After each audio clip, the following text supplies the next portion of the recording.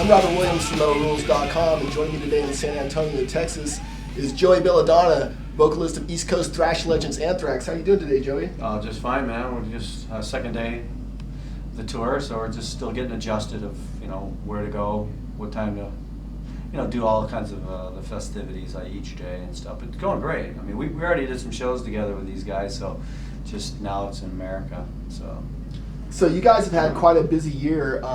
Talk to me about the current vibe in the band after returning to Anthrax, playing the Big Four shows during the Sonosphere Festival, and also the American Carnage shows with both Megadeth and Slayer. Well, as far as Metallica, doing anything with those guys, it's just super. It's enormous. It's really well run. I mean, there's huge shows. I mean, those shows were amazing. Unbelievable. In fact, hopefully we can do more. And these shows, I mean, it'll be like doing like the Clash of the Titans a long time ago. I mean, it's like clockwork. I mean, we all know what we do and how we do it, and there's no tension. So right now we're just getting a little bit of adjustment. So because there's obviously new people and stuff like that, but nothing unusual really.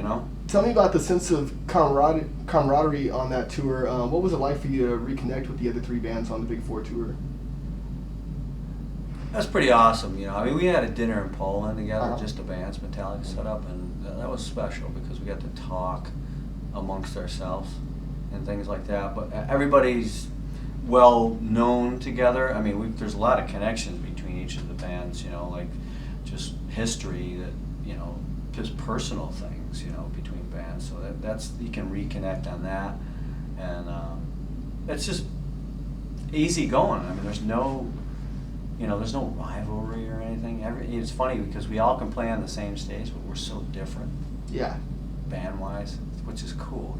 It's not like you got the same kind of genre going on. Would you say it was kind of a career-defining moment to do the Am I Evil finale and look out and see 70,000, screaming fans? What was that like for you? Oh, it was killer. I mean, I only sang one Metallica song in my life. I did Sabbath True on a tribute record. That's as far as I've gotten with Metallica at any given moment. And they get a text to say, from Kurt to say, learn a verse, and we're going to do Am I Evil together. I was like, wow, this is going to be really cool. And just to be on that stage felt so electric. And it was, a great honor to have them ask us. I mean, I'd love to do that at any given time. When you get jammed like that and get everybody up there, I mean, they did a really nice job putting the amps up there and getting the snare drums and just being able to pull that off and make that cool. And there's been talk about bringing that Big Four tour stateside. Any recent developments on that front? I'm sure people are working somewhere along the lines to see if that's even gonna happen. I believe in my heart it probably would. I don't see why not, unless someone's just got other reasons for that not to happen, whether it's just something that's just not feasible or just the timing is not right. I don't know. I would think so. I'm not the one to ask that, especially, it's gonna come from Metallica. Metallica's gonna really make that happen. I think every band is more than happy to be able to do that. So metal fans everywhere are really excited, myself included, that you rejoined Anthrax's lineup. What's the biggest difference now versus when you and Dan Spitz did the reunion a few years back? I think just business-wise, the band, I mean, we just needed to tie things together just so everybody's on the same page. There's no tension as far as like no one liking each other. I never had a fallout on that level. I think when they first did it, my opinion was they wanted some other style of vocalist. And I just wasn't the guy anymore for some reason. So the reunion was just like, let's just go out and give the fans another shot at what we used to do, but let's don't get too crazy here. And it just never materialized from that point on. 2 years go by and then they get someone else just like that, boom. And that didn't work out, obviously. But at this point, it's so easy to do what we do. Because it's just natural. It's just how we do it. We don't, no one sits around and pre-plans how to stand there and do this, do that. Just get out there. And that's what's cool about this band. When we get together, the package of it is so cool. Obviously, Danny's not here, Right. Minus Danny. Rob Caggiano. Yeah, Rob's great. Rob's, you know, he's a great player, and you know they know him well. He's been there for quite a long time, almost as long as Danny at this point now. You know, so you know I don't think anybody's missing anything. You know, Now, I love Danny as a friend. I mean, he's a good player, and we hung out a lot. in regards to the next Anthrax album, will that be you re-recording the material they had recorded with Dan Nelson, or fresh start? Right, we got a fresh look at all of it now. You know. Wow. Yeah, you know, say they kept 6 songs. Maybe there could be 3 new parts in the song.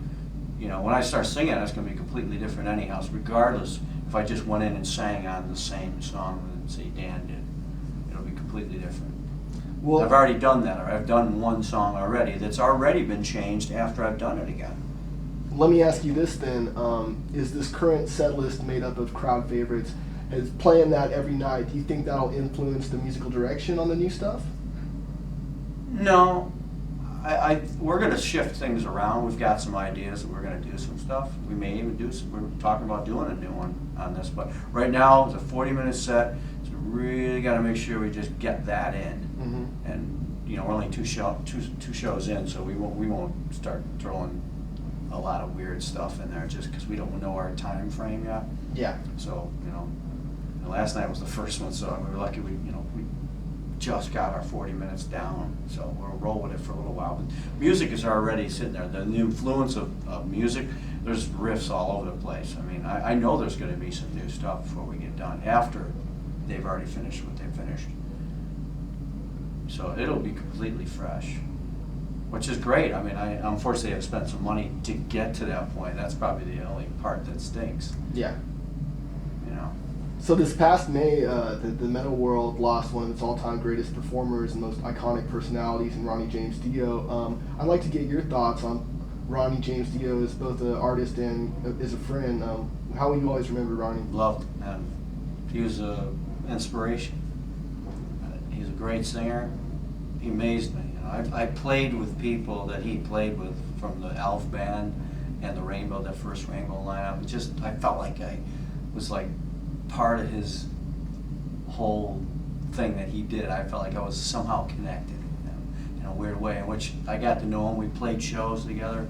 I mean, he's done many nice things for many people, and he was so nice to me. He was a charming person. He was real polite and just the inspiration. I looked up to him a lot. So, I mean, I miss him. Thanks for watching at home before we wrap this up. Hope to see you in town somewhere, man. I can't wait to have some new music out for everyone, and let's keep this train rolling, man. And Ronnie, keep it burning, keep that fire burning, bro. Ronnie.